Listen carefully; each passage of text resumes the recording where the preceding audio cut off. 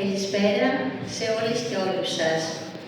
Πρωτίστως, θέλω να καλωσορίσω τους εκλεκτούς καλεσμένους μας και να συγχαρώ το Δήμο Δυτικής Σάμου, τους συνοριοφύλακες και όλους όσοι κατάφεραν να υλοποιήσουν αυτή τη σημαντική εκδήλωση.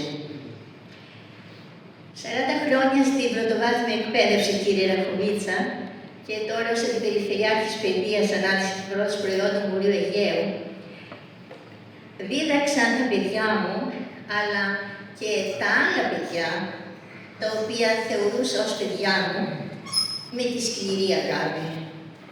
Η αγάπη είναι ένας ευρύς όρος, αλλά ίσως έχει παρεξηγηθεί στις μέρες μας. Και οι σύγχρονοι γονείς νομίζουν ότι με τα ακριβά κινητά, με τα πολλά χρήματα που θα διαθέσουν στα παιδιά τους, τότε τα αγαπούν. Δυστυχώς δεν τα αγαπούν. Και αυτό είναι ένα λάθος μεγάλο. Θεωρώ λοιπόν ότι πρωτίστως πρέπει να λάβουν κάποια μαθήματα οι υποψήφιοι γονείς. Γιατί ακόμα και ένας ηλεκτρολόγος, ένας υδραυλικός, για να μπορέσει να ασκήσει το επάγγελμά του, πρέπει να μαθητεύσει.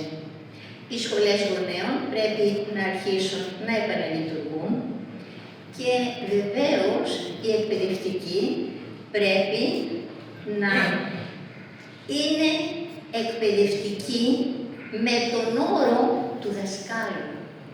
Γιατί το ουσιαστικό δάσκαλος προέρχεται από το ρήμα δάω-δω, που σημαίνει φωτίζω.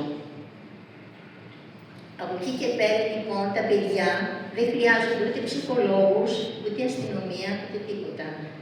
Χρειάζονται γονείς, δασκάλους και όλους τους υπόλοιπους φορείς, την Εκκλησία βεβαίως, γιατί τολμώ να πω ότι και από τότε που σταμάτησε ο εκκλησιασμός, σταμάτησαν τα κατηχητικά σχολεία και έχουμε την πλήρη ατιμωρησία. Έχουμε φτάσει εδώ που φτάσαμε. Εύχομαι όλοι μαζί, επειδή το παιδί είναι δώρο Θεού, να προσπαθήσουμε να το σώσουμε όσο είναι νωρίς. Και προτείνω σε όλους τους γονείς να αγαπάνε τα παιδιά τους με τη σκληρή αγάπη. Να είστε καλά.